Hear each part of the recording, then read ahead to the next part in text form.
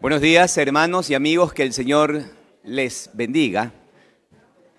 Les damos una calurosa bienvenida en este día donde nos reunimos como iglesia para alabar y glorificar el nombre de nuestro Señor Jesucristo. Sean todos bienvenidos, hermanos y amigos. Ahora quiero invitarles a que se pongan cómodos en sus asientos, en sus sitios respectivos. Y damos inicio a este culto, hermanos. Damos inicio para la alabanza y la gloria de nuestro Señor Jesucristo. Y les pedimos que por favor se pongan de pie para dar inicio con una alabanza que titula Iglesia de Cristo. Iglesia de Cristo.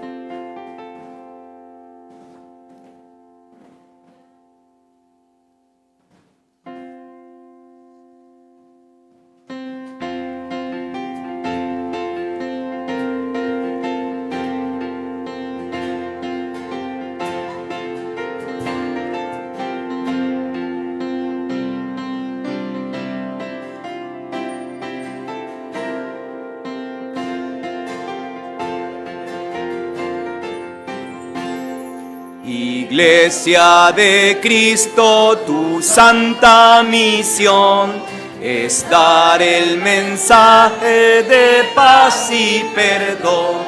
No calles, derrama torrentes de luz, mostrando a los pueblos a Cristo Jesús. Iglesia de Cristo, tendrás el poder que puedas gloriosa victoria traer. Serás invencible si al ir contra el mal tan solo obedeces al Rey Celestial. Iglesia de Cristo, no temas que el mal tus puertas derrumbe con odio mortal. Jesús es tu jefe, tu amparo será, y en él tu victoria segura estará. Los invito a orar en esa posición, hermanos. Mil gracias, buen Padre Celestial, porque sí, al adorarte, Señor, al glorificarte, nos sentimos que nos acercamos a ti, Señor, y te damos mil gracias por permitirnos hacerlo. Ahora con toda reverencia, Señor, con toda humildad queremos pedir perdón por los pecados que nos rodean, Señor. En el transcurso de toda esta semana, muchísimas cosas pueden pasar en nuestras vidas y por eso venimos a la iglesia, Señor, para escuchar tu palabra y ordenarnos, ubicarnos, orientarnos y dirigirnos en tus caminos, en tus propósitos, Señor. Mil gracias por este tiempo, mil gracias por estos momentos. Tenemos a nuestros pastores, Señor, que predican tu palabra. Te pedimos una especial bendición, Señor, para que continúes dándoles inteligencia, sabiduría para pastorear esta grey, Señor. Nuestro corazón, nuestra mente es crecer espiritualmente, crecer en el conocimiento espiritual de tu palabra, Señor, para que en el día a día nosotros podamos aplicar esa bella palabra tuya con tus principios, tus juicios, Señor, con tus mandamientos. Aquí estamos, Señor, entregamos este culto en tus manos para tu gloria, para tu honra. Dirígelo desde el principio hasta el final. En el nombre de Jesús. Amén. Tomen asiento, por favor, hermanos. El coro va a presentar un tema en esta mañana que titula Un reto nos aguarda. Escuchemos.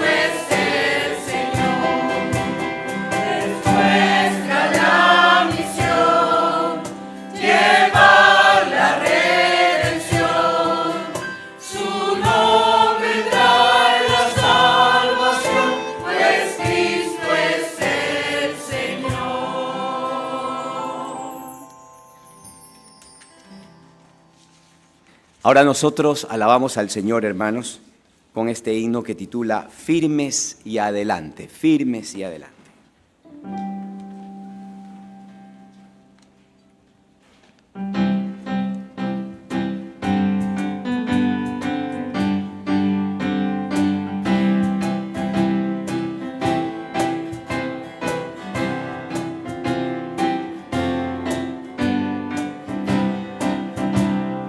Firmes y adelante, huestes de la fe, sin temor alguno, que Jesús nos ve. Jefe soberano, Cristo al frente va, y la regia enseña, tremolando está. Firmes y adelante, huestes de la fe, sin temor alguno, que Jesús nos ve. Al sagrado nombre de nuestro Adalí, tiembla el enemigo y huye de la lid. Muestra la victoria, dada a Dios lo, y óigalo el averno, lleno de pavor. Firmes y adelante, huestes de la fe, sin temor alguno, que Jesús nos ve. Muévese potente la iglesia de Dios, de los ya gloriosos, vamos hoy en pos. Somos solo un cuerpo y uno es el Señor, una la esperanza y uno nuestro amor. Firmes y adelante, huestes de la fe, sin temor alguno, que Jesús nos ve. Tronos y coronas pueden perecer, de Jesús la iglesia siempre habrá de ser. Nada en contra suya prevalecerá, porque la promesa nunca faltará. Firmes y adelante, huestes de la fe, sin temor alguno, que Jesús nos ve. Les invito a ponerse de pie, hermanos. Llamamos a nuestro pastor que nos tiene la lectura bíblica del día de hoy.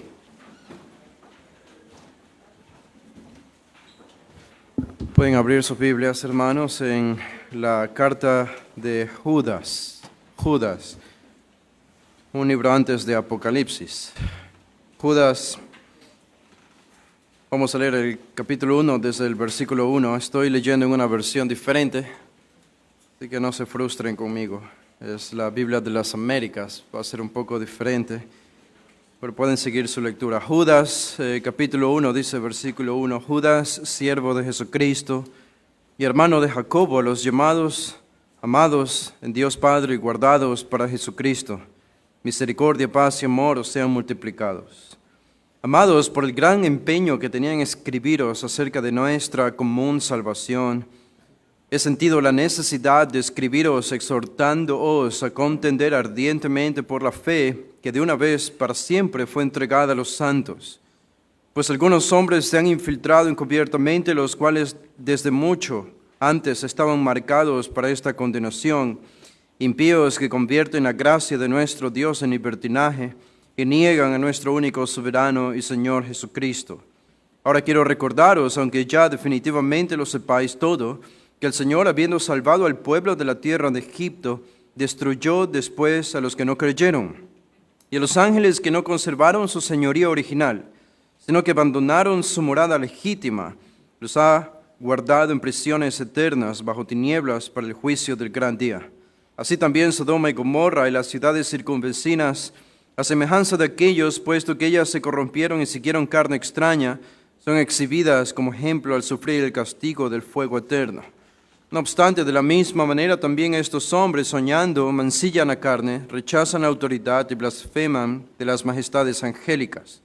Pero cuando el arcángel Miguel contendía con el diablo y disputaba acerca del cuerpo de Moisés, no se atrevió a proferir juicio de maldición contra él, sino que dijo: el Señor te reprenda. Mas estos blasfeman las cosas que no entienden, y las cosas que como animales irracionales conocen por instinto, por estas cosas son ellas destruidos. Ay de ellos, porque han seguido el camino de Caín, y por lucro se lanzaron al error de Balaam, y perecieron en la rebelión de Coré. Estos son escollos ocultos en vuestros ágapes. Cuando banquetean con vosotros sin temor, apacentándose a sí mismos, son nubes sin aguas llevadas por los vientos, árboles de otoño sin fruto, 2 veces muertos y desarraigados. Son olas furiosas del mar que arrojan como espuma su propia vergüenza, estrellas errantes para quienes la oscuridad de las tinieblas ha sido reservada para siempre. De estos también profetizó Enoc en la 7ª generación desde Dan, diciendo: y aquí el Señor vino con muchos millares de sus santos, para ejecutar juicios sobre todos y para condenar a todos los impíos de todas sus obras de impiedad que han hecho impíamente y de todas las cosas ofensivas que pecadores impíos dijeron contra él. Estos son murmuradores, quejumbrosos, que andan tras sus propias pasiones, hablan con arrogancia, adulando a la gente para obtener beneficio. Pero vosotros, amados, acordaos de las palabras que antes fueron dichas por los apóstoles de nuestro Señor Jesucristo, quienes os decían: en los últimos tiempos habrá burladores que irán tras sus propias pasiones. Estos son los que causan divisiones, individuos mundanos que no tienen el Espíritu. Pero vosotros, amados, edificándoos en vuestra santísima fe, orando en el Espíritu Santo, conservaos en el amor de Dios, esperando ansiosamente la misericordia de nuestro Señor Jesucristo para vida eterna. Y tened misericordia de algunos que dudan, a otros salvad arrebatándolos del fuego, y de otros tened misericordia con temor, aborreciendo aún la ropa contaminada por la carne. Y aquel que es poderoso para guardaros sin caída y para presentaros sin mancha en presencia de su gloria con gran alegría, al único Dios, nuestro Salvador, por medio de Jesucristo nuestro Señor, sea gloria, majestad, dominio y autoridad antes de todo tiempo, y ahora y por todos los siglos. Amén.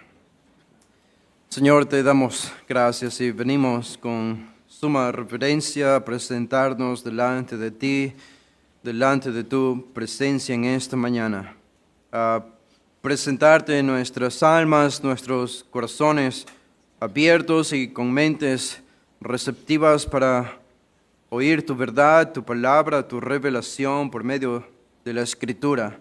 Venimos a depositar delante de ti nuestras ofrendas, nuestra adoración, nuestra alabanza. Hemos venido a ponernos de nuevo a cuentas contigo para que recibas nuestra adoración el día de hoy, Señor. Y pedimos también que este sentir de Judas, el medio hermano de nuestro Señor Jesús, que escribe de forma urgente, enérgica, amorosa, mostrando misericordia por los perdidos y sobre todo por el pueblo de Dios, frágil siempre ante el engaño de Satanás y sus siervos. Preocupado escribe esta carta llamándolos a contender por la fe que una vez fue dada a los santos. La fe tanto en teoría, que es tu palabra revelada, la doctrina, pero también la fe en la práctica, que es la práctica de tu palabra. De ambas cosas, Señor, hemos sido encomendados a guardar, a proteger, a vivir, a cuidar con celo, con amor, con un deseo de ver tu gloria plasmada y manifestada en medio de tu pueblo. Y esta iglesia no ha sido otra cosa, Señor, que un testimonio vivo de proclamar tu verdad, de defender tu verdad. Y no lo decimos para vanagloriarnos a nosotros mismos. Reconocemos que esta es una obra de gracia. Sin tu palabra, sin la gracia que nos das, sin la salvación, estaríamos en el mundo, creyendo mentiras y falsedades, adorando un Dios falso y condenados al infierno. Pero es por tu gracia, por tu salvación, por la revelación de Cristo en nosotros que somos capaces de conocer la verdad, de amar la verdad y defender la verdad. Gracias, Señor, te damos, encomendamos este culto y todo lo que hagamos, Señor, que sea guiado por tu Santo Espíritu. En el nombre de Jesús. Amén. Pueden tomar asiento, hermano.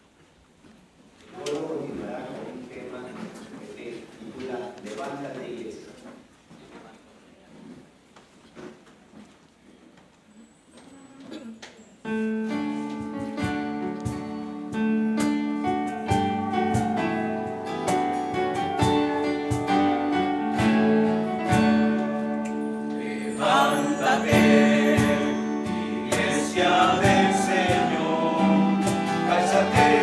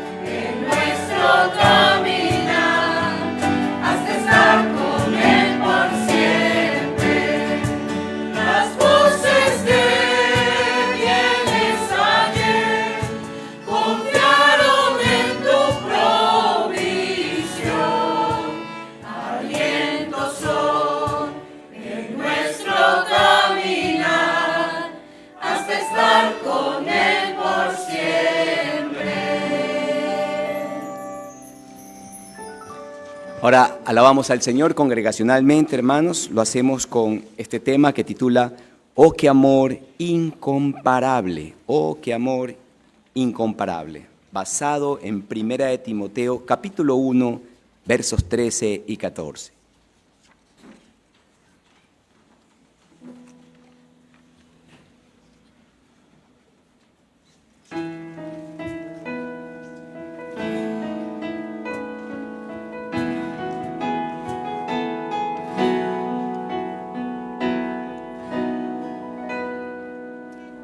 Oh, qué amor incomparable Jesucristo nos mostró cuando su preciosa sangre por nosotros derramó. De su amor, ¿quién no recuerda? ¿Quién no le adorará? Que exaltado siempre sea nuestro príncipe de paz.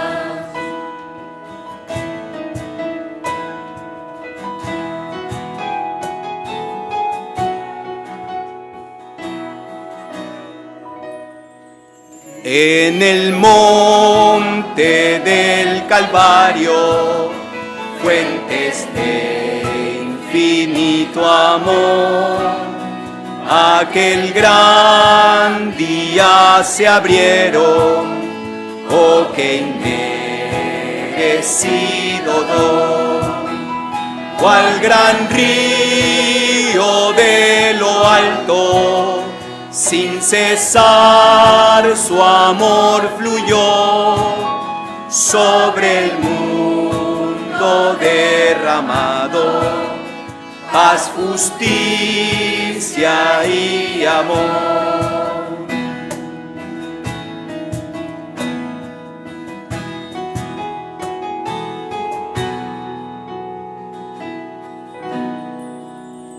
Que busquemos cada día solo el reino del Señor y entreguemos nuestra vida como ofrenda de amor.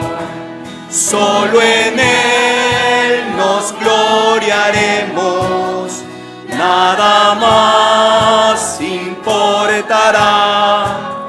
Cristo salva y Él lo ha dicho, solo en Él hay libertad.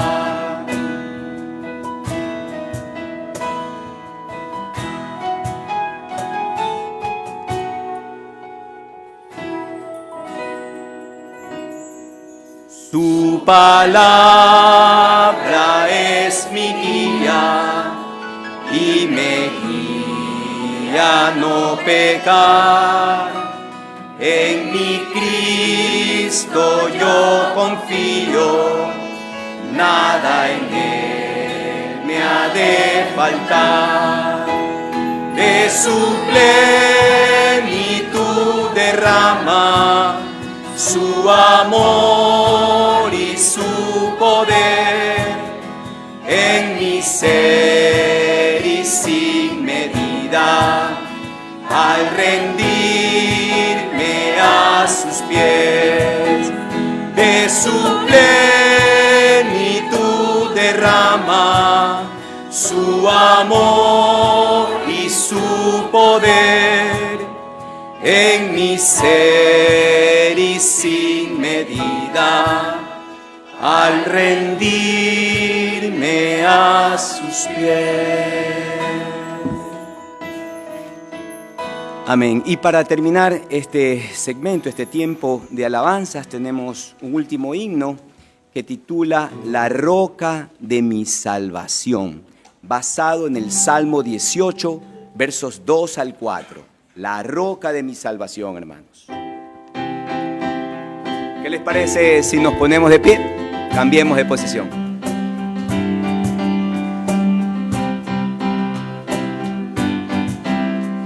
Segura mi esperanza está en la justicia de Jesús. Y mis pecados expiará el sacrificio de su cruz. Jesús será mi protección, la roca de mi salvación, la roca de mi salvación. La tempestad jamás podrá su dulce faz de mí ocultar. Su luz gloriosa mi alma está, en él confío sin cesar. Jesús será mi protección, la roca de mi salvación, la roca de mi salvación. En sus promesas confiaré en medio de la tentación. Ya salvo soy, en él hallé la roca de mi salvación. Jesús será mi protección, la roca de mi salvación, la roca de mi salvación. Cuando ante Dios y el juicio esté, confiado Cristo me hallará, pues su justicia dándome sin mancha me presentará.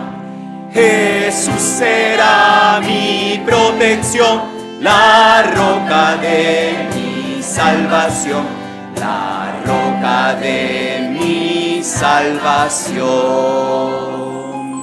Tomen asiento, por favor, hermanos. Tenemos a nuestro pastor que va a entregarnos unos anuncios. Escuchemos con atención, hermanos.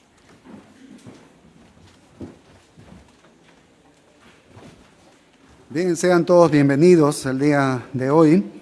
Y tenemos algunos anuncios.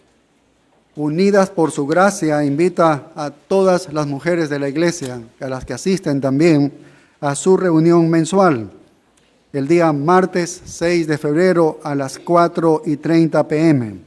Van a comenzar a estudiar un nuevo libro, que es el libro de Filipenses. Sabemos que fue de bendición el estudio del libro de Colosenses, ahora van a estudiar el libro de Filipenses. Entonces, el martes 6 de febrero a las 4:30, todas las mujeres aquí reunidas. Bien, hay diferentes cursos aquí en la iglesia sobre los bautizos para aquellos que han recibido a Cristo y todavía no han bajado las aguas bautismales, no han dado este testimonio público. Hay nuestro hermano Arturo Cortés, encargado de este curso. Podría contactar con él si usted ya ha recibido a Cristo como Señor y Salvador. El curso de membresía para muchos hermanos que están aquí algún tiempo y quieren ser parte de la iglesia, este es el curso que deben tomar como el primer paso para ser parte de esta iglesia. Nuestro hermano Wellington Trujillo es el que imparte este curso y pueden ponerse en contacto con él para tener este curso. Y Fundamentos de la Fe, nuestro hermano Luis Bisueta da este curso.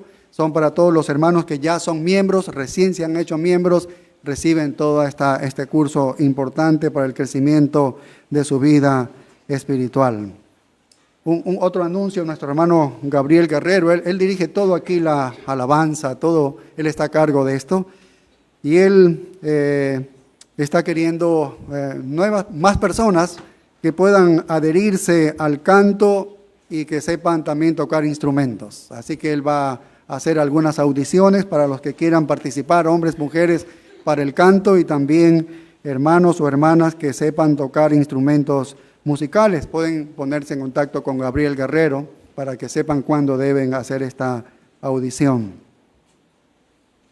Bien, ahora que hemos dado toda la información, quisiéramos saber las personas que nos están visitando por primera vez aquí. Si usted nos visita por primera vez un domingo, ¿puede alzar así su mano?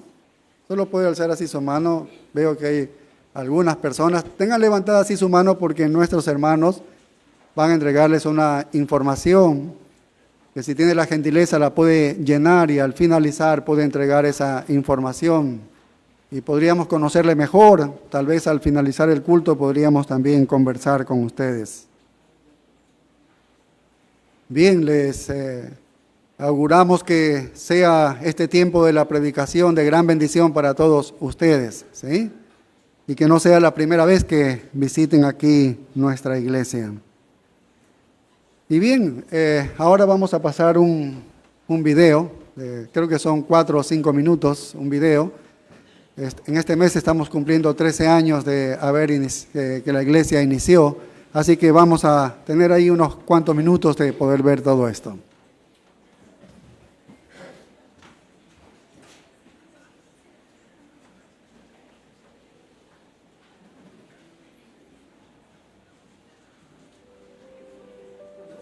Comunidad de Berea empezó sus reuniones el 23 de enero del 2011 en un local ubicado en Quisquis y Tungurahua.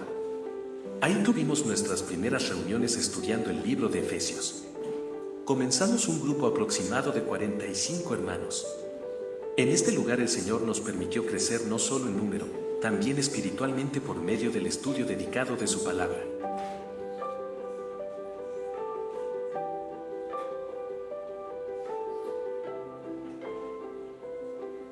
En enero del 2013 el Señor nos proveyó de un local propio. Aquí nos ha permitido crecer aún más. A través de los años hemos visto su fidelidad inmerecida con nosotros, permitiéndonos madurar al estudiar su palabra de manera expositiva. Libros como Efesios, Filipenses, Primera a los Corintios, Hechos, Gálatas, Tito, Apocalipsis y Lucas han sido de bendición y edificación para nosotros.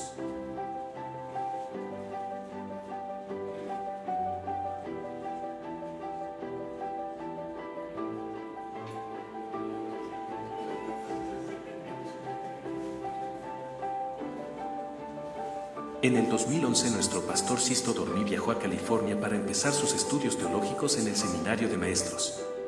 Este paso fue muy importante para él en cuanto a sus estudios, pero también se formaron vínculos y así nuestros pastores han viajado en diferentes ocasiones a California para ser parte de las conferencias pastorales que han sido de crecimiento para ellos. En el 2016 comenzamos la APEX, nuestro instituto teológico, con una clase de hermenéutica dictada por nuestro pastor y director del APEX, Sisto Dormí. En el mismo año realizamos la primera conferencia Pasión por la Verdad con el pastor invitado, Henry Tolopilo, quien nos ha acompañado en varias ocasiones.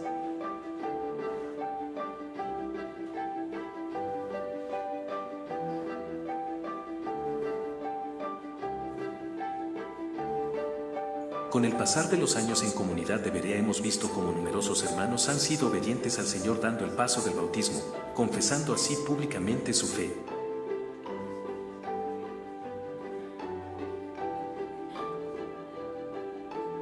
Otros han dado fe de su amor uniéndose en matrimonio. De la misma manera nos hemos gozado con la presentación de varios niños y escuchar a sus padres y la iglesia comprometiéndose con el crecimiento espiritual y con un ejemplo piadoso a ellos.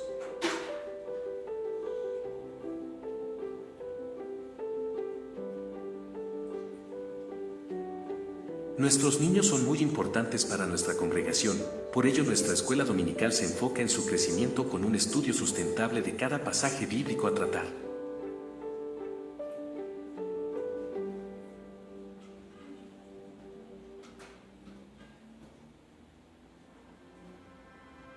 También nos gozamos cada año con un hermoso tiempo de comunión con nuestros hermanos en los picnic, donde compartimos, jugamos y comemos en armonía.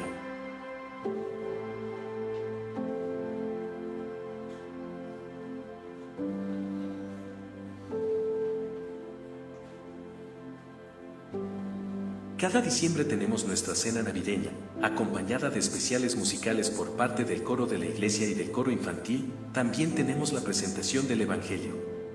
Así hemos visto nuestra iglesia crecer durante todos estos años y damos gracias a Dios por ello.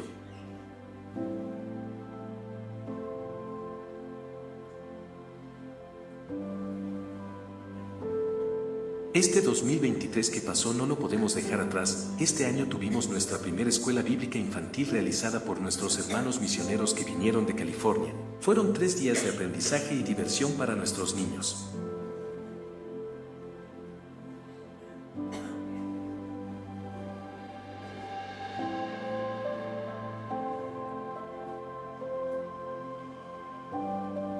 Asimismo, empezamos las reuniones de Mujeres Unidas por su gracia que dio inicio con la conferencia para mujeres que se realizó con nuestra hermana Esther Vidal, de California.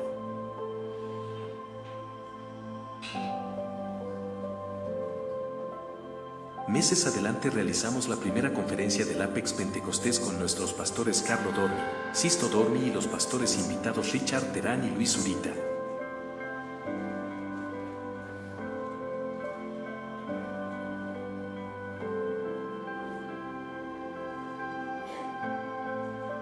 Asimismo disfrutamos de nuestro picnic y la cena navideña de este año.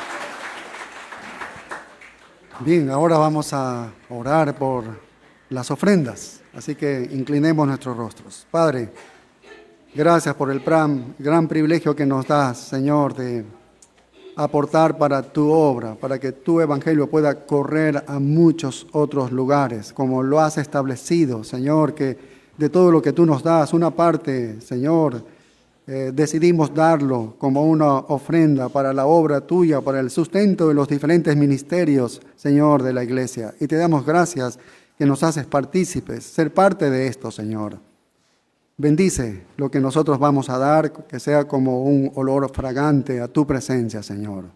De todo lo que tú nos das, de toda la gracia que has derramado sobre nosotros, esta es una pequeña demostración de lo que te amamos a ti, Señor. En el nombre glorioso de Cristo Jesús.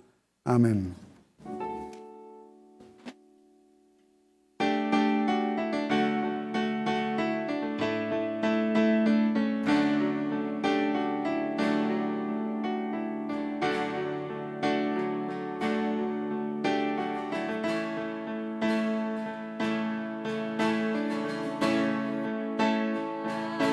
Por el pecado, en cambio recibes la ofrenda humilde, Señor Jesucristo de mi corazón. La ofrenda humilde, Señor Jesucristo de mi corazón. Y cuando la noche extiende su manto, mis ojos en llanto en ti fijaré,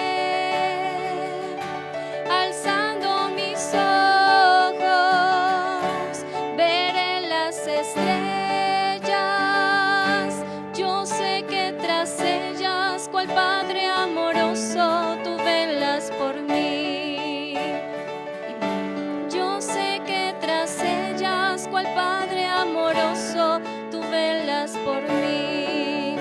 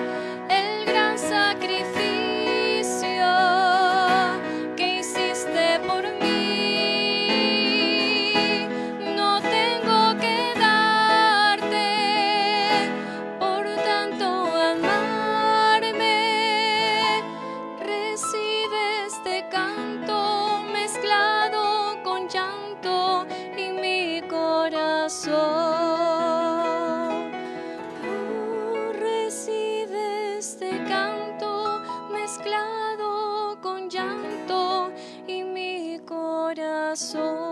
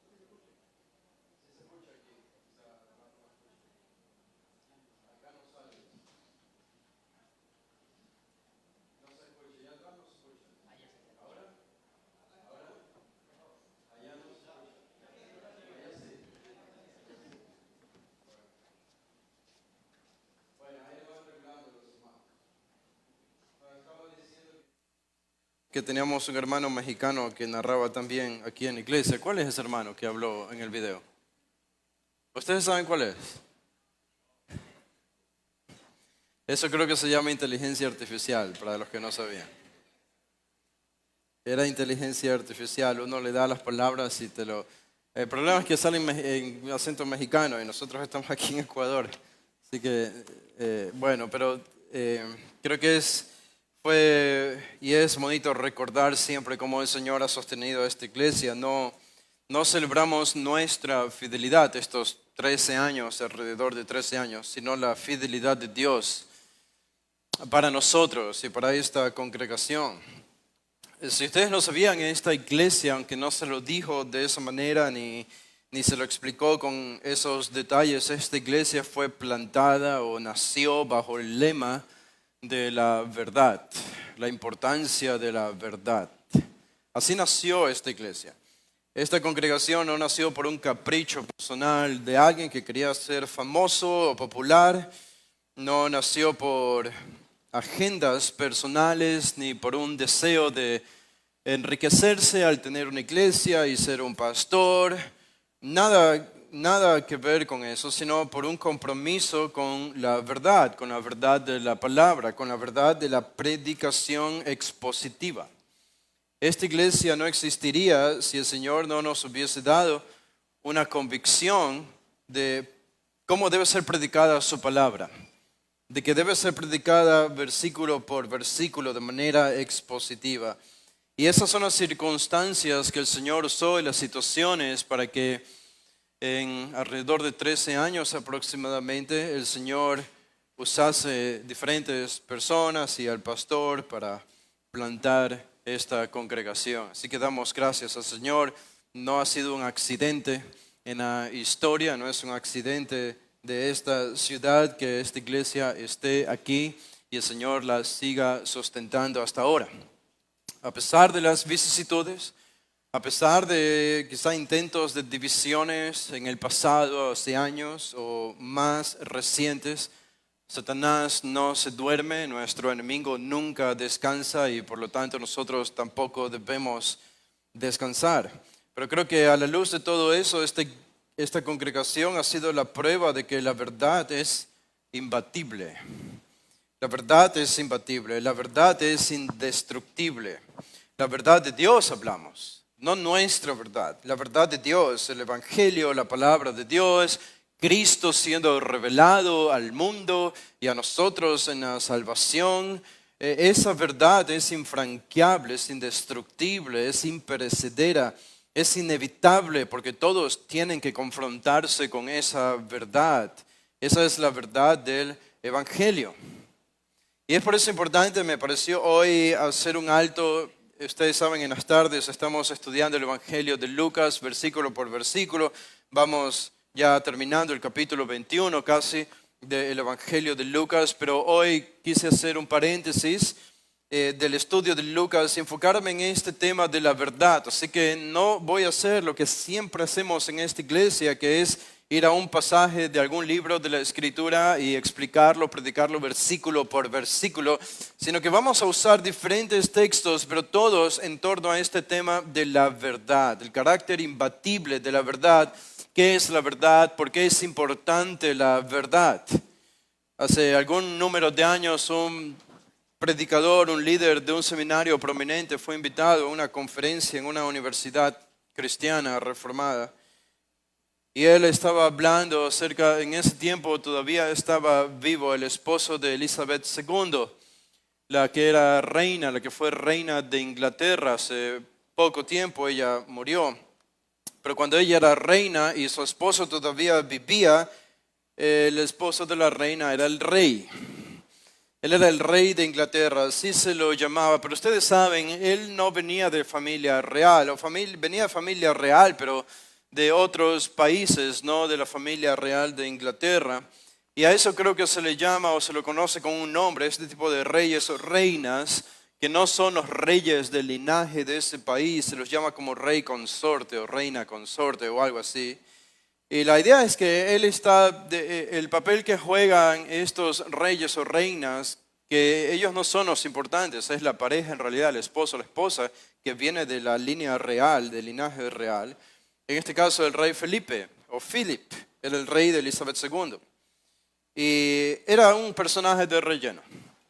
Era un personaje que estaba allí para las fotos, las ceremonias, para celebrar eventos importantes, para sonreír y vestirse bien, a veces para reemplazar o sustituir a la reina en alguna visita protocolaria y ceremonial. Pero es un personaje, somos honestos, de relleno, que no son tan importantes. Así se lo tomaba, incluso los ingleses lo veían así al rey Philip, el esposo de Elizabeth II. En una ocasión lo invitaron a él porque Elizabeth II no pudo ir, lo invitaron a Sudáfrica a una cena importante, en una reunión, y él tenía que hacer acto de presencia. Y allí fue él, asistió a esta cena. Ella había tenido algunas anécdotas antes de esto. El rey Philip era conocido por manejar su auto él mismo a los 97 años. Y era conocido por la forma en la que manejaba a los 97 años. Era un peligro en el volante, tuvo un accidente, eso fue noticia en Inglaterra. Pero la gente ya conocía su reputación un poco, y cuando acudió a esta cena, el camarero se le acercó y le preguntó, bueno, ¿qué vas a comer? ¿Qué va a comer Su Alteza? ¿Pescado o pato? ¿Pescado o pato? Y él respondió, dime más sobre el pato. Dime más sobre el pato. Y el mesero lo quedó mirando un poco con extrañeza y le dijo, el pato es como una gallina que sabe nadar. Y esto, obviamente, el mesero le respondió pensando que el rey le estaba preguntando qué era un pato. Pero el rey no estaba preguntando qué era el pato, sino que quería saber más detalles sobre cómo cocinarían o servirían el pato. Y sin embargo, esta respuesta, uno no puede pensar en una mejor definición de lo que es un pato cuando uno escucha las palabras de este mesero. Es una gallina que sabe nadar. Y yo creo que eso es importante porque nosotros podemos aprender algo de esto. Necesitamos definir lo que ya sabemos. Nosotros podemos conocer muchas cosas en este caso importante de la Biblia. Podemos conocer nuestra salvación y algunas palabras teológicas importantes que aparecen en la Biblia, pero necesitamos definir lo que ya sabemos. A menudo no sabemos definir lo que creemos. Y eso es un problema para nosotros, los cristianos. Tengo que definir lo que creo. No me puedo contentar con creer lo que creo solo porque eso es lo que creen en mi iglesia. Quiero definirlo, quiero saber por qué lo creemos, de dónde extraemos esa enseñanza y esa verdad. Y esto nos recuerda en realidad a la pregunta que Pilato hizo a Jesús. ¿Se acuerdan esa pregunta cuando Jesús estaba compareciendo ante Pilato, siendo traicionado y engañado por su propio pueblo, por los judíos? En Juan 18, Jesús habló sobre quién era Él, sobre su reinado, y esto frente a Pilato. Él le dijo en el versículo 36, Jesús dijo, mi reino no es de este mundo. Si mi reino fuera de este mundo, entonces mis servidores pelearían para que yo no fuera entregado a los judíos, mas ahora mi reino no es de aquí. Jesús está confesando ante Pilato, yo soy rey, pero este no es mi reino ahora, por eso yo estoy compareciendo. Y entonces Pilato responde en el versículo 37, Juan 18, 37, Pilato entonces le dijo, ¿así que tú eres rey? Jesús respondió, tú dices que yo soy rey, para esto yo he nacido y para esto he venido al mundo, para dar testimonio de la verdad. Todo el que es de la verdad escucha mi voz. Qué impresionante declaración de Jesús. Yo he venido al mundo para dar testimonio de la verdad. He venido a hablar de la verdad. Y los que me entienden y me oyen son solamente los que pertenecen a la verdad. Cuando Pilato escuchó esto, siendo un hombre pagano que vivía allí en Israel, dice en el versículo 38, Pilato le preguntó, ¿qué es la verdad? ¿Qué es la verdad? Esta es la pregunta más importante que un Homo sapiens puede hacer. ¿Qué es la verdad que una persona puede realizar? No hay nada más importante que esto. De esto depende la vida eterna, de esto depende la eternidad del alma y cómo vivimos en el presente. Ahora es trágico también que Pilato, habiendo hecho la pregunta correcta a la persona correcta, nadie como Jesús para responder una pregunta como esta, ¿qué es la verdad? Pero tan pronto Pilato hizo la pregunta, el versículo 38 dice, y habiendo dicho esto, salió otra vez donde estaban los judíos. Esto solo demuestra que Pilato no estaba interesado en conocer la verdad o la respuesta a esta pregunta. Nosotros, para responder esta pregunta, no tenemos que ir a algún gurú para que nos responda. No tenemos que acudir a personajes importantes del mundo secular para escuchar la respuesta correcta a esta pregunta. No tenemos que acudir a diferentes religiones o representantes de religiones para que nos digan qué es la verdad. El mundo está lleno de inconsistencias. Créame, cuando uno crece más en el conocimiento y quizás lees un poco más y conoces más la escritura y conoces más las ideologías que el mundo está tratando de imponer a la iglesia, al mundo entero, a los cristianos, puede ser una tarea frustrante saber cuántas mentiras el mundo está proclamando el día de hoy. Cuántas mentiras. Y están llenos de inconsistencias, repletos de inconsistencias. Incluso hay cristianos que están llenos de inconsistencias, de contradicciones en sus propias convicciones. Algunos lo saben ya, otros todavía no lo saben. Puede ser que no sepamos alguna inconsistencia que tengamos en nuestra creencia, pero hay inconsistencias por todos lados. Un pastor recordaba que un estudiante del seminario joven se le acercó y le dijo, ya sé las 3 cosas más importantes en la vida. Para mi ministerio, para la vida cristiana, para la iglesia, estas son las 3 cosas en las que todo cristiano, todo líder espiritual debe enfocarse. 3 cosas resumidas en 3 palabras, 3 pequeñas frases. La primera es la existencia de Dios. Muy bien, interesante, es correcto. La existencia de Dios, decía. El segundo, dijo él, el pecado del hombre. El pecado del hombre. La existencia de Dios, el pecado del hombre. Y en tercer lugar, dijo él, la reencarnación. ¿Se dan cuenta? El nivel de inconsistencia en una declaración como esa. Dios, pecado y reencarnación. ¿Dónde aparece la reencarnación en la Biblia? Esta es una idea hindú, budista, de lejanas tierras y de religiones paganas. No tiene nada que ver con la verdad. No es la verdad porque no es lo que enseña la Escritura, pero el mundo está lleno de inconsistencias.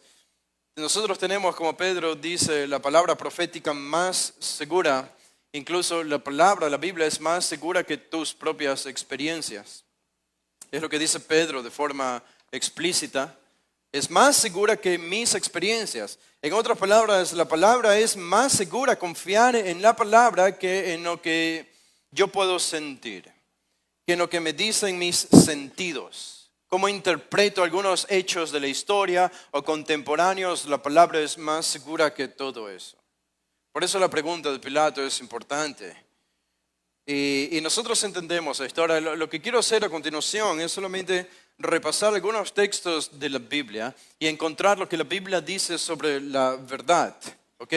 Y lo voy a hacer en una versión que es diferente de la Biblia de las Américas, como dije en la lectura, pero no se enojen conmigo, utilicen esta oportunidad, porque van a ver que es diferente en Reina Valera, utilicen esta oportunidad para comparar y decir, oh, interesante, la Biblia de las Américas usa esta palabra que Reina Valera no usa.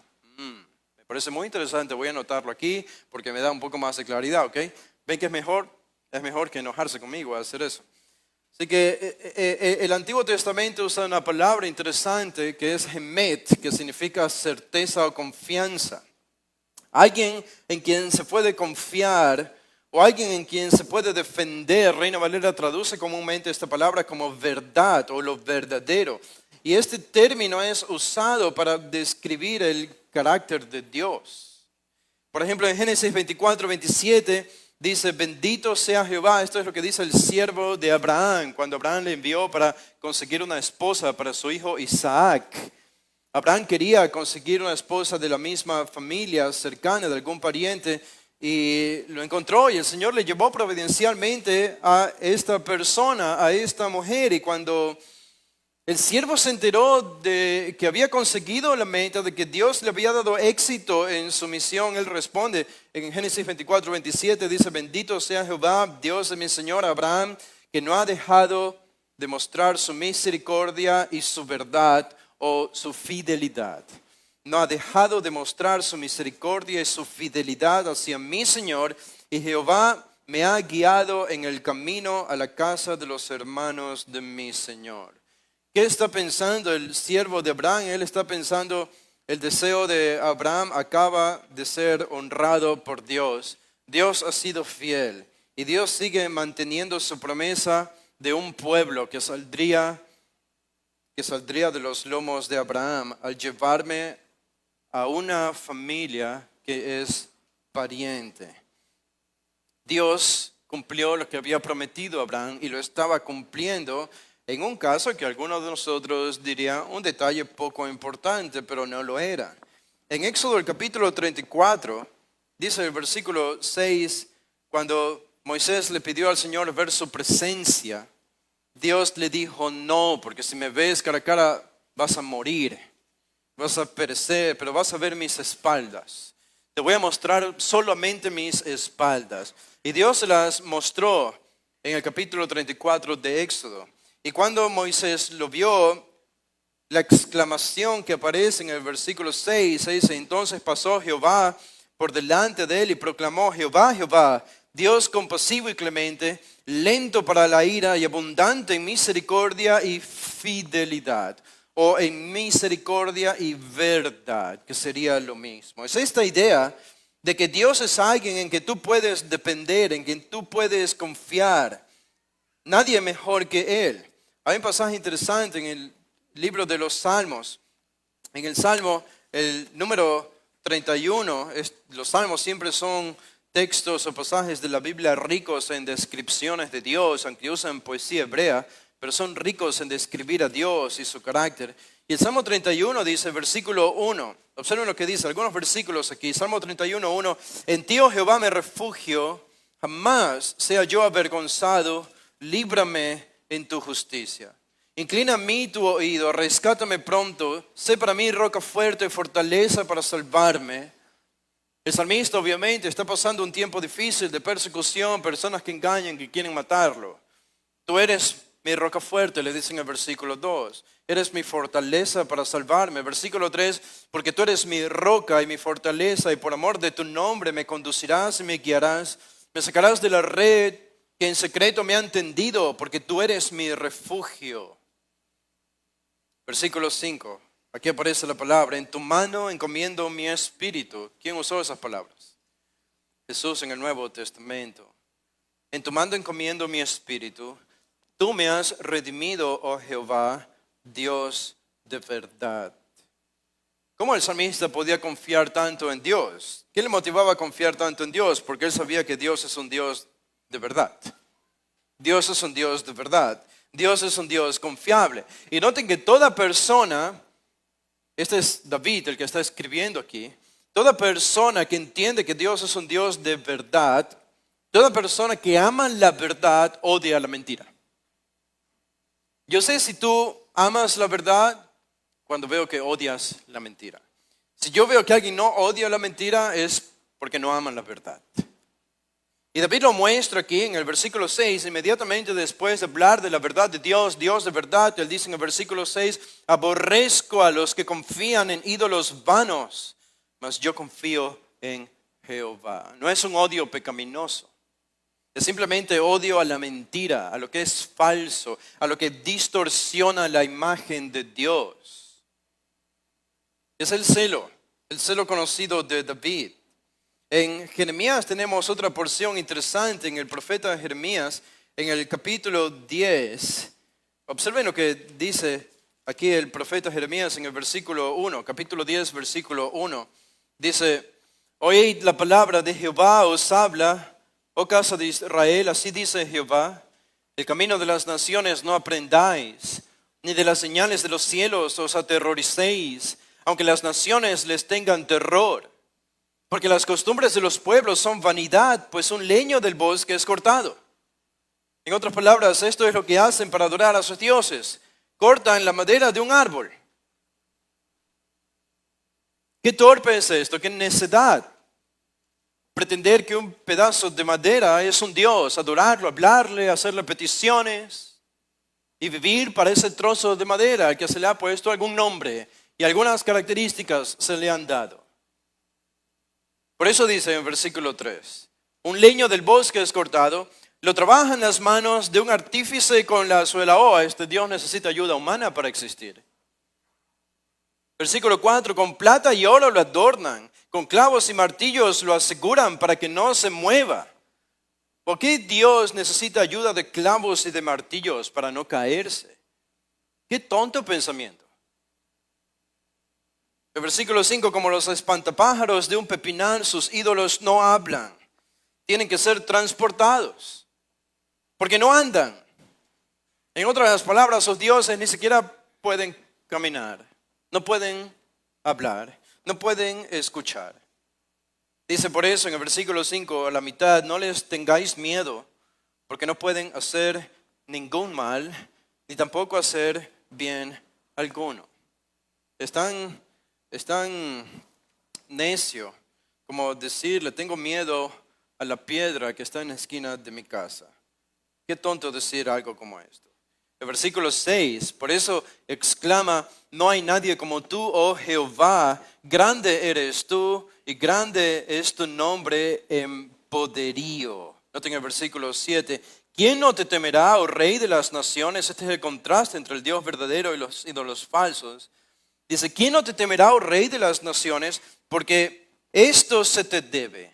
Porque entre todos los sabios de las naciones y en todos sus reinos no hay nadie como tú. El versículo 8, mas ellos aún son torpes y necios en su enseñanza de vanidades, pues su ídolo es un leño, es un pedazo de madera. Plata laminada extraída de Tarsis para construir estos ídolos y oro de Ufaz, obra de un artífice y de manos de un orfebre. Su vestido es de violeta y púrpura, todo ello obra de peritos. En otras palabras, es un Dios creado a la imagen del hombre. Es un Dios creado a la imagen de la creación. Es un hombre creado por el hombre. Es un Dios creado por el hombre. Y un Dios creado por el hombre no es Dios. No es lo que enseña la Escritura. El hombre fue creado por Dios. No el hombre crea a Dios, sino que Dios crea al hombre. Y el versículo 10 dice, pero Jehová es el Dios verdadero. Aquí aparece nuestra palabra. Jehová es el Dios verdadero.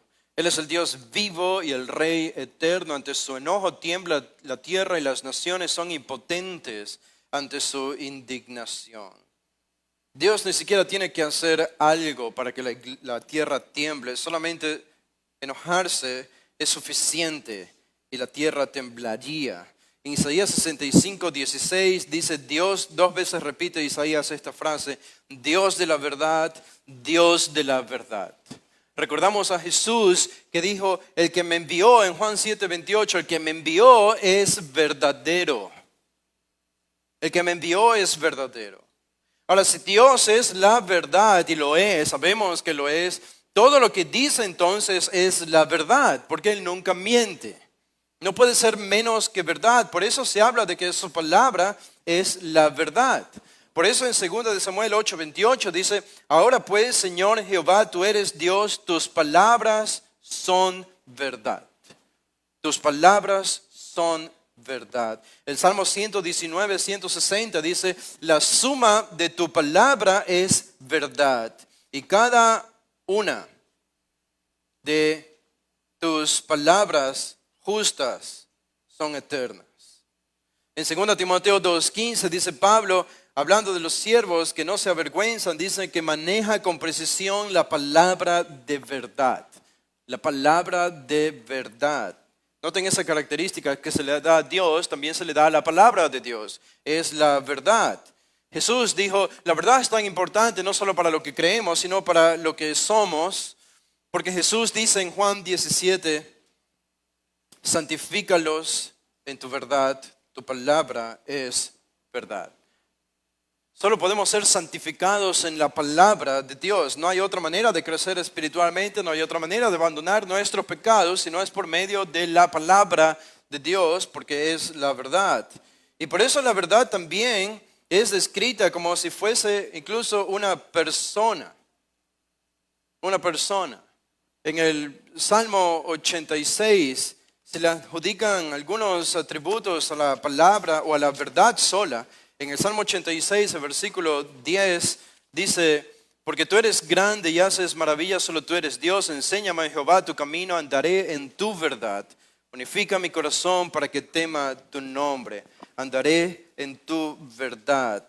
Podemos leer otros pasajes, pero en 2 Corintios 13:8, Pablo dice, me encanta este versículo, 2 Corintios 13:8, dice, especialmente en el mundo en que vivimos, es un texto para mí que llena de aliento, porque nada podemos hacer contra la verdad, sino a favor de la verdad. La verdad es imbatible, es invencible. Si tú crees la verdad y vives en la verdad, estarás del lado de los victoriosos.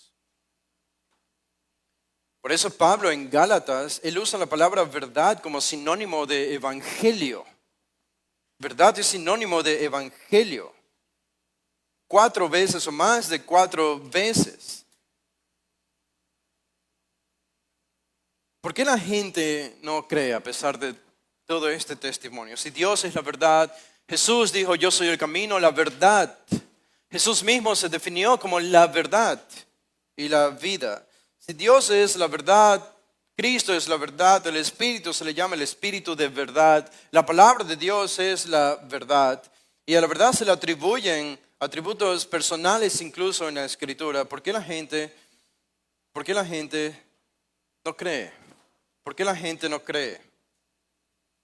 Si Dios es la verdad, Cristo es la verdad, su palabra es la verdad, ¿por qué el mundo no cree esta verdad? Bueno, hay un pasaje que nos enseña y nos recuerda por qué el mundo no cree en la verdad. Si ustedes me acompañan a Juan, el capítulo 8, esto lo responde. En Juan capítulo 8, ¿por qué el mundo no cree en la verdad? En el versículo 30 y antes del versículo 30 del capítulo 8 de Juan, Jesús está intercambiando palabras con los judíos, los líderes judíos, allí en Jerusalén. Palabras fuertes Jesús está diciendo, pero Él está comunicando la verdad. En el versículo 13, después de hablar, dice en el versículo 30, Juan 8:30, dice, al hablar estas cosas, muchos creyeron en Él, en Jesús. El versículo 31, entonces Jesús decía a los judíos que habían creído en Él, si vosotros permanecéis en mi palabra, verdaderamente sois mis discípulos y conoceréis la verdad. Y la verdad os hará libres.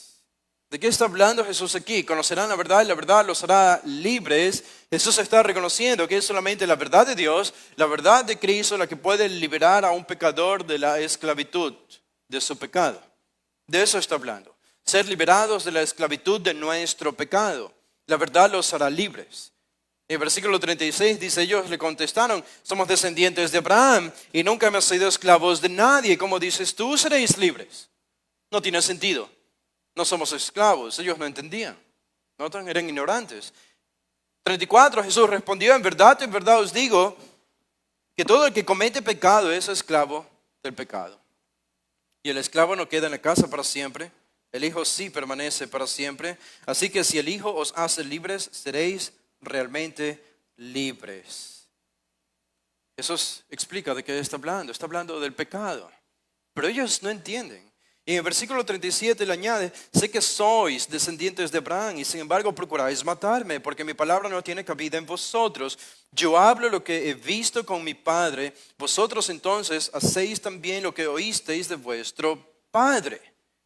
¿De qué está hablando Jesús aquí? ¿De qué padre está hablando? Él dice, ustedes son de su padre y yo soy de mi padre. Versículo 39, ellos le contestaron y le dijeron, Abraham es nuestro padre. ¿De qué estás hablando? ¿Qué padre tenemos? Abraham es nuestro padre. Jesús les dijo, si sois hijos de Abraham, haced las obras de Abraham. Pero ahora procuráis matarme, notan la inconsistencia. Dicen que son hijos de Abraham, deberían hacer lo bueno y sin embargo quieren matarme. Eso no tiene sentido, dice Jesús. Esta es una confrontación directa contra su deseo de asesinarlo. Jesús sabía que querían matarlo. Y los confronta, pero ahora procuráis matarme a mí que os he dicho la verdad que oí de Dios. Jesús revela la razón por la que los judíos lo mataron aquí.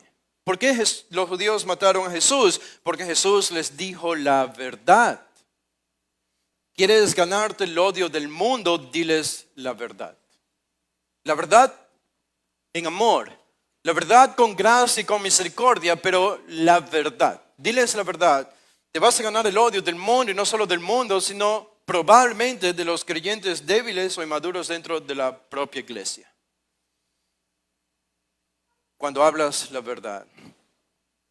Podríamos elegir ser cristianos que no hablan la verdad para no caerle mal a nadie. Supongo que esa es una opción. Pero no es la opción deseable para un cristiano serio. Sino hablar la verdad.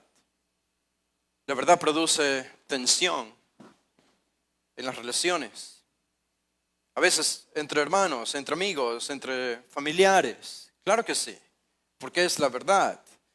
Para Jesús lo mataron. ¿Quién soy yo para comprometer la verdad y tratar de que me traten algo diferente a cómo lo trataron a mi maestro, al Señor Jesús?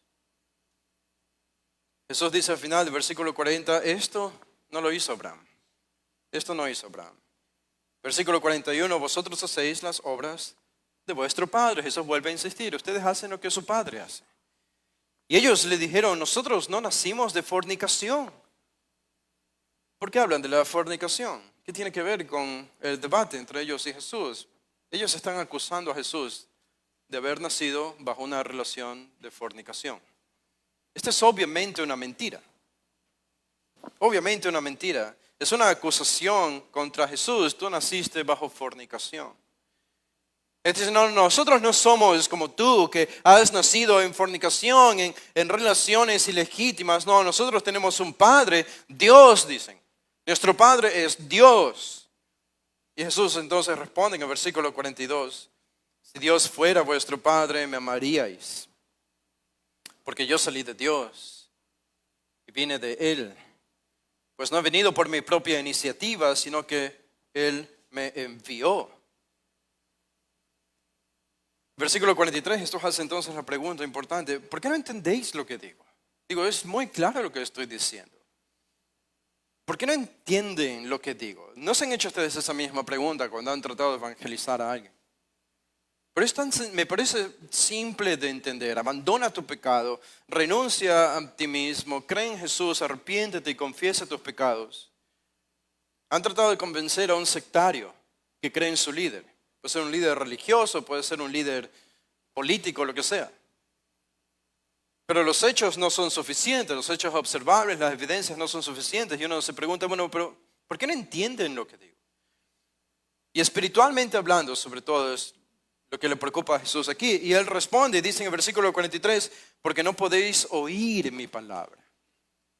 Esa es la razón. Ustedes no creen porque no pueden creer. No tienen la capacidad para creer. Y dice en el versículo 44, son de vuestro padre el diablo.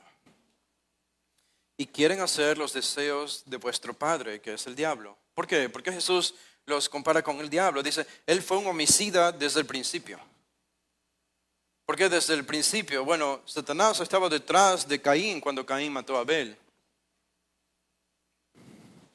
Él fue un homicida desde el principio y no se ha mantenido en la verdad porque no hay verdad en él. Cuando habla mentira, habla de su propia naturaleza porque es mentiroso y el padre de la mentira. Con razón lo mataron a Jesús. En otras palabras, Jesús les dice a los judíos, ustedes son hijos del diablo. Imaginen decir esto al grupo religioso más ortodoxo sobre la faz de la tierra en ese tiempo, que eran los judíos, los fariseos, los saduceos, los sacerdotes. ¿Quién dudaba entre el pueblo judío que ellos adoraban a Dios con todos sus rituales externos, esas palabras bonitas y oraciones que hacían frente al público? Y ayunaban por Dios y por la religión, enseñaban la palabra, estudiaban la palabra en las sinagogas, alababan y cantaban cánticos de los salmos frente al pueblo en las sinagogas. Y Jesús les dice, ustedes son hijos del diablo.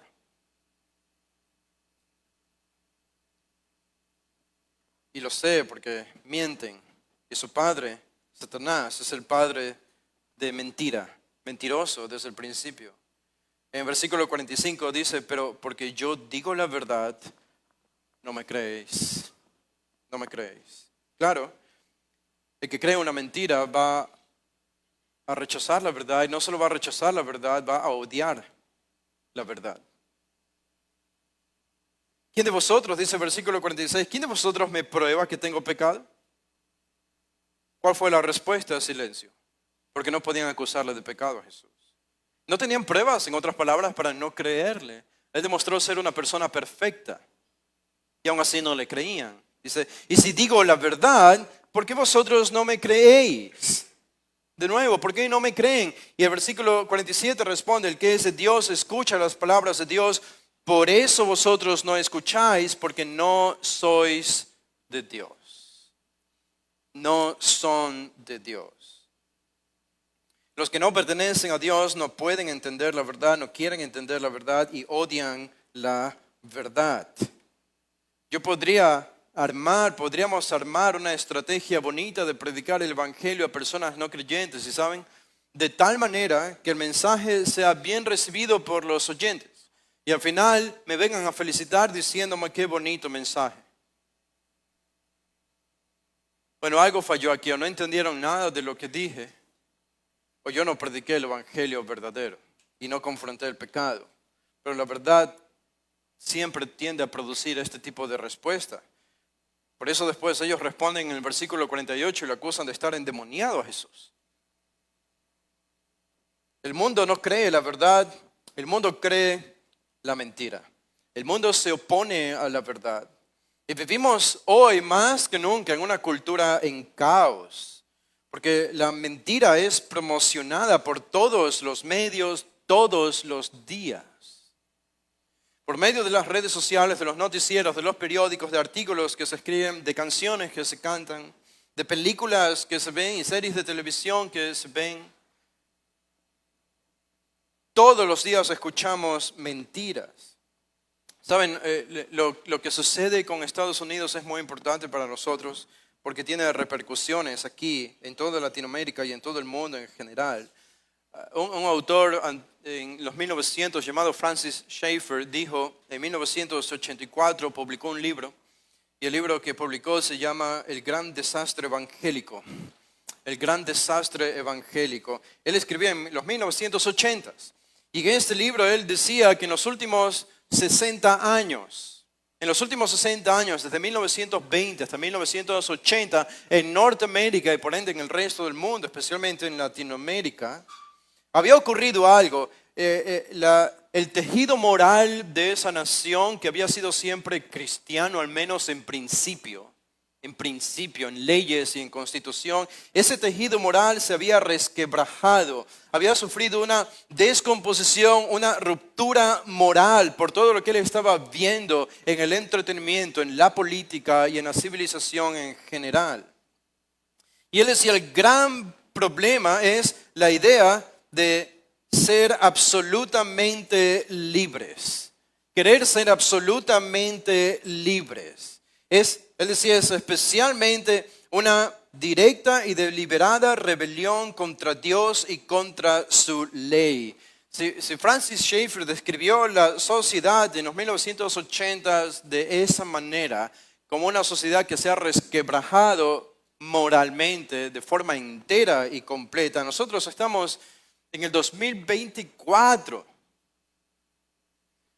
Han pasado más de 30 años o 40 años desde que él describió el mundo con esta característica. Se ha resquebrajado moralmente. Estamos mucho peor que Francis Schaeffer. Si él viera lo que sucede hoy, él se retorcería en la tumba. El balance, dijo él, este es el problema. Él usó dos palabras. No se confundan por estas palabras, lo voy a explicar de forma sencilla, pero él dice el balance que debemos encontrar en una civilización es entre forma y libertad. Entre forma y libertad. ¿Qué significa eso? Él dice, para que una nación funcione apropiadamente debe haber un correcto equilibrio entre lo que es la forma y la libertad. ¿La libertad en qué sentido? La libertad para vivir la vida, la libertad como sociedad, para salir de la casa, para trabajar, para salir a pasear, para salir en un auto personal o en el transporte. La libertad que necesitamos, que nos puede dar la Constitución, un país, la protección de las autoridades civiles. Pero también necesitamos la forma, decía él. La forma que es toda la constitución y las leyes que se crean para regular la vida, para que sea vivible, para que no vivamos en el caos. Estas dos, decía él, deben ir de la mano. Y esta fue la herencia de la Reforma Protestante en el siglo XVI, lo que produjo, no principalmente que fue la salvación por la palabra de Dios, el evangelio predicado, pero un resultado inevitable de esto fue que las naciones comenzaron a adoptar el cristianismo bíblico y lo comenzaron a impregnar en la atmósfera de estas naciones europeas, especialmente en el norte de Europa. No tanto en el sur de Europa, que permaneció siendo más o menos católico, pero al norte de Europa. Y fueron las naciones europeas que más prosperaron en todo sentido. Porque adoptaron estos principios protestantes de reforma, donde había un equilibrio entre forma, una regulación sana y una libertad sana. El problema es cuando se exagera la forma, tienes una dictadura. Venezuela, Cuba, China, Rusia, etc. Cuando tienes un exceso en la libertad, tienes inmoralidad. Y Norteamérica fracasó ya hace tiempo en esto. Y se excedieron en la libertad. Y dice él, cuando hay libertad y se excede en la libertad que produce todo tipo de caos moral, el caos en la civilización produce a sí mismo alguien con una actitud totalitaria que viene a controlar esa nación. Y nosotros pienso que estamos al borde. Lo que estamos viendo en el mundo es que estamos al borde de ser controlados por líderes que son totalitarios. Estados Unidos ya no es el país que era antes. Todavía le queda la riqueza de lo que ha conseguido en años previos. Pero es un país y un imperio que está dejando de ser imperio. El Estados Unidos fue el experimento más sorprendente de toda la historia de la humanidad. ¿Saben? No ha habido una nación, un imperio, un reino, como quieran llamarlo, más exitoso que Estados Unidos. En toda la historia. Pueden pensar en todos los imperios, babilónico, romano, cualquiera. Ninguno se le ha acercado en igualdad, en todo sentido, en moralidad, en estructura, en civilización a Norteamérica. Pero ha dejado de ser ese país. Ha dejado de ser ese país. Y el resquebrajamiento de América significa un mundo donde otros poderes dictatoriales van a gobernar este globo terráqueo. Y esto nos supone a nosotros que estamos en un tiempo difícil, nosotros como iglesia, como individuos. Yo sé que ustedes no me creen lo que les estoy diciendo, pero hay algunas noticias que ustedes pueden constatar y darse cuenta y ver cómo esta aceleración del odio hacia la verdad y la mentira se va acercando cada vez más y más a nuestras vidas. Hay una oposición a la verdad en todo sentido. Déjeme resumir esto de la siguiente manera. Solo voy a mencionar algunos ítems aquí, palabras. Por ejemplo, hay una oposición a la verdad. Esto antes no era así, pero ahora lo es. No en todos los círculos, pero en algunos círculos. Por ejemplo, en la medicina. En la medicina. Nadie podía dudar antes, hace años, de la palabra de algún doctor. Bueno, ahora las cosas están cambiando. Wesley Smith escribió un libro en el año 2000. El título de este libro es La cultura de la muerte. Y en este libro él traza cómo la ética de la medicina en Norteamérica cambió en los 1900, hacia finales de los 1900. Lo que antes se supone que debía ser cuidar siempre al paciente, hacer todo lo posible para que el paciente viva y sobreviva, esto ahora ha cambiado en la ética de Norteamérica y por ende en el resto del mundo. Obviamente no todos los doctores, gracias a Dios, lo hacen, pero esta es la inclinación. En Ecuador estamos aquí que se quiere debatir un tema de una mujer que quiere la eutanasia, porque tiene una enfermedad que la postra en cama por siempre.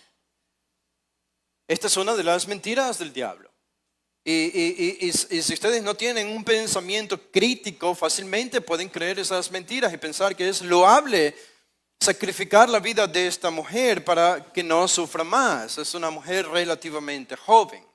Pero esto no es otra cosa que darle la legalidad al Estado para asesinar a una persona si ella quiere morir. Y eso no es un principio bíblico, porque la Biblia nos enseña a respetar la vida, la santidad de la vida, lo que se llama. Hacemos todo lo posible para que una persona pueda sobrevivir aún estando en una condición precaria. Ese es el principio bíblico y cristiano a lo que nos empuja, pero hoy vivimos en la cultura de la muerte. ¿Qué pueden decir del doctor que recibió a una mujer, entre comillas, y la recibió y la trató como la persona se identificó, como una mujer, con un fuerte dolor en su estómago? La biología del hombre y de la mujer son diferentes. Y el doctor hizo lo que esta persona le dijo y la trató como si fuese una mujer. El resultado fue que murió. ¿Por qué un doctor secular no puede ser capaz de decir los hombres no son mujeres y las mujeres no son hombres? Si conocen de biología mejor que nosotros. Porque hay un odio hacia la verdad. Esto ya no es ciencia. Por eso clamamos y estamos agradecidos de que tenemos doctores en nuestra iglesia y deseamos que sigan habiendo doctores con principios y una cosmovisión bíblica, porque este es el mundo hacia el que nos dirigimos. En la economía, las mentiras de Satanás son globales. Casi la mitad del mundo cree, o menos de la mitad del mundo cree que el socialismo es una buena empresa para seguir. Pero en la historia solo ha provocado miseria, pobreza, destrucción, como en los países que ya conocemos, Cuba, Venezuela, etc. Estaba viendo un debate entre un capitalista y un socialista, y el capitalista le preguntó, dame un ejemplo. Y este es uno de los socialistas que sabe, que leen, que conocen muy bien la historia. Y el capitalista le preguntó, dame un ejemplo de la utopía de la que tanto predica el socialismo, esa supuesta sociedad donde todos somos iguales y todos vivimos bien y no hay ricos y no hay pobres, algo que la Biblia condena también. Pero ¿dónde? ¿Cómo lo han logrado eso? Dice, vamos a lograrlo. Vamos a lograrlo. Siempre es una utopía futura, pero nunca se ha cumplido en el pasado.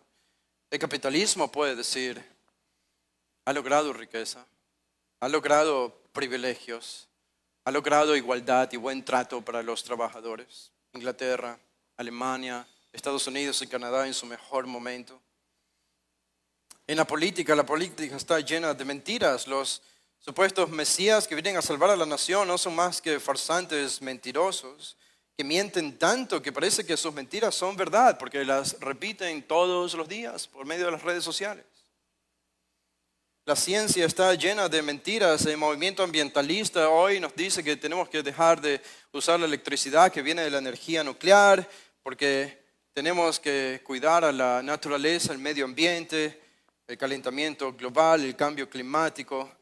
Y todas son cosas que se utilizan solamente para controlar a la sociedad.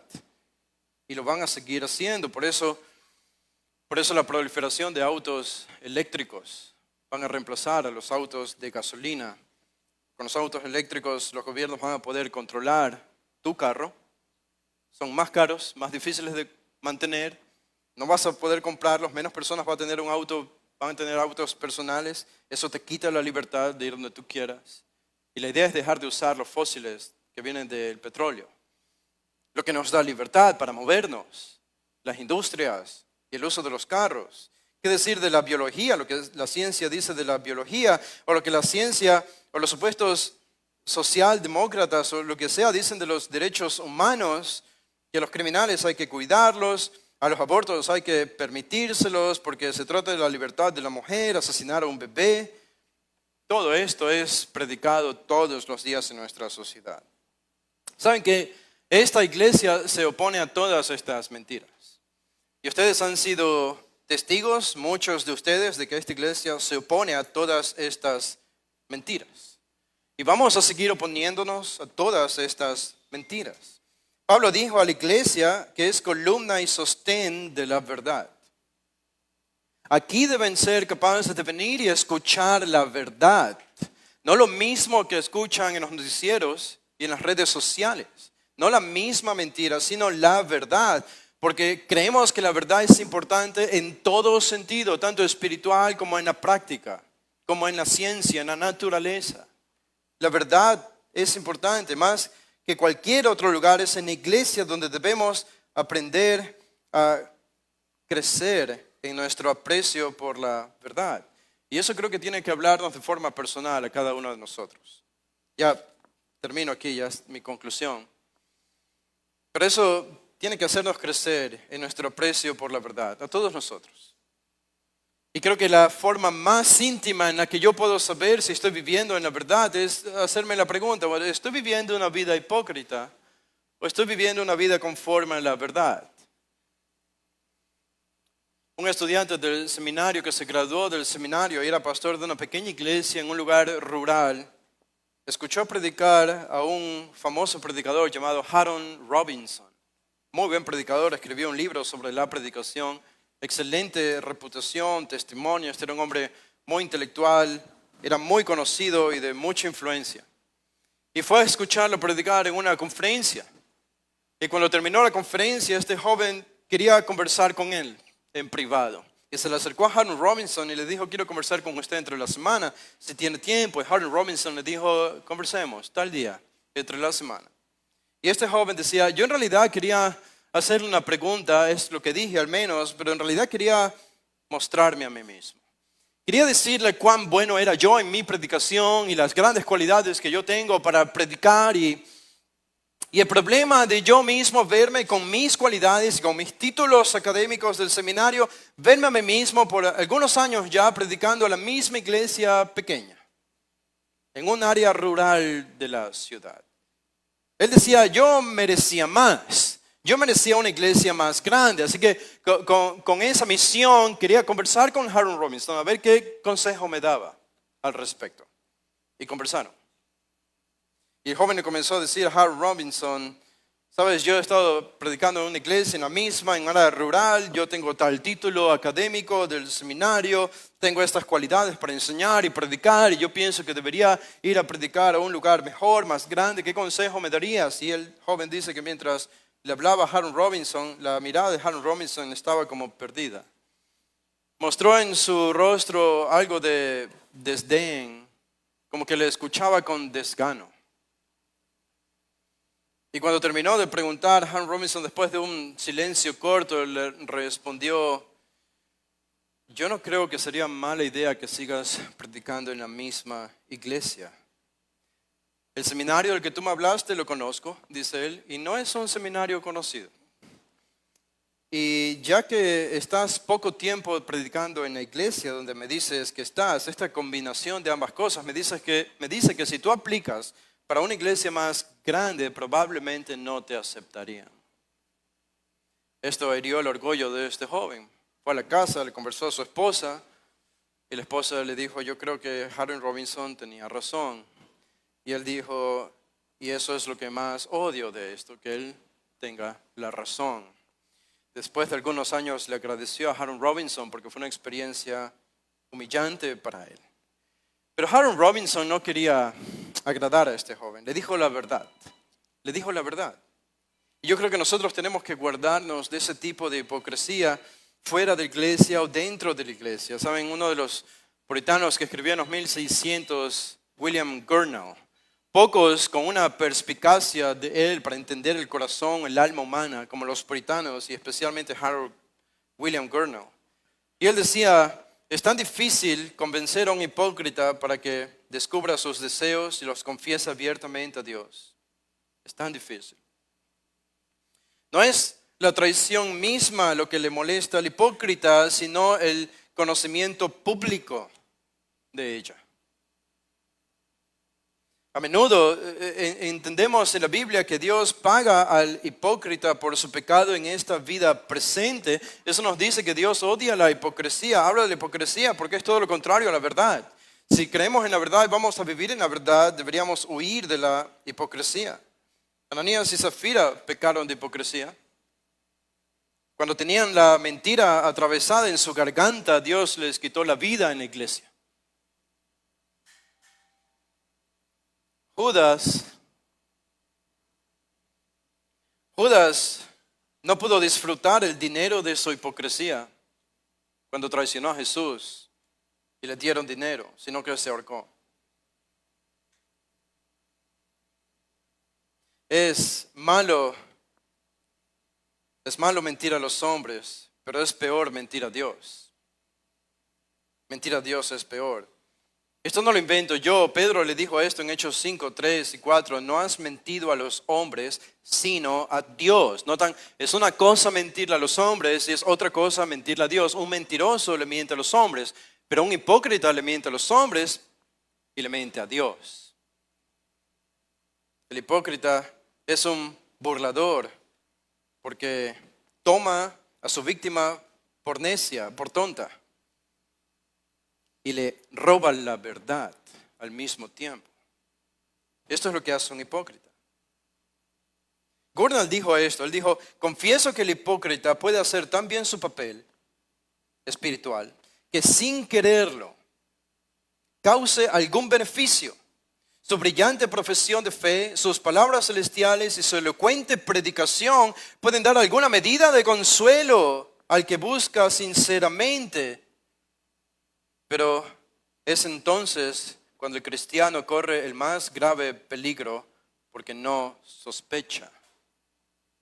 Un hipócrita tiene la capacidad de hacer todo esto y de traer incluso algún beneficio al pueblo, porque hace su trabajo tan bien. ¿Cómo lidiar con un hipócrita? ¿Cómo lidiar con un hipócrita? La mejor manera, mantener una distancia considerable. Es la forma más segura de evitar, porque si no lo haces, te envenena, te engaña. Te comienza a caer bien, comienzas a creerle y sin darte cuenta has caído en la trampa de sus palabras. Gurnall decía también que el hipócrita puede admirar la tiranía o puede admirar al tirano mientras admira a su tiranía. Puede odiar al tirano mientras admira su tiranía. Y el hipócrita revela solamente sus secretos espirituales públicamente. Un verdadero hombre de Dios, o mujer de Dios, un verdadero cristiano no busca publicar sus victorias espirituales, no busca publicar sus oraciones secretas, su estudio de la palabra secreto, no lo hace. ¿Cuál es nuestra oración? Que Dios a nosotros nos libre de la hipocresía, que libra de la hipocresía de esta iglesia, y creo que lo ha hecho. El Señor siempre ha sido fiel para responder a esta petición. Que nos libre de la mentira del mundo secular, de todas estas mentiras que el mundo nos bombardea todos los días. Este es el tipo de iglesias que permanecen, que no se disuelven, Por eso esta iglesia ha permanecido. Es la única razón que yo puedo encontrar. Que esta iglesia, a pesar de no ser perfecta, ha permanecido. Porque a pesar de todas las imperfecciones, hay algo que siempre mueve nuestro corazón, nuestro celo, nuestra mente, y es un deseo por la verdad de Dios, tanto en teoría como en práctica. Y el Señor sonríe desde el cielo cuando ve cristianos que tienen este celo, como Él le sonrió a David cuando luchaba contra Goliat. Él sonríe a sus hijos. Padre, te damos gracias, Señor, por este tiempo, por esta fecha especial para nosotros como iglesia.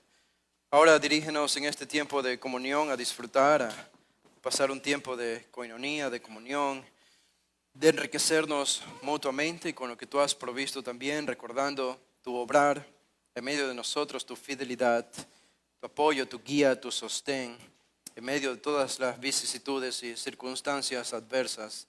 Esta iglesia no es nuestra, esta iglesia es tuya, te pertenece a ti. Cristo la redimió con su sangre, le pertenece a Él. Él es la cabeza, el general, el jefe, el que tiene la última palabra por medio de esta escritura revelada. A Él nos sometemos y hacemos lo que Él quiere, no más, no menos. Y pedimos, Señor, que nos des la gracia para hacerlo siempre de la forma que a ti más te agrada. Oramos y pedimos esto en el nombre de Jesús. Amén.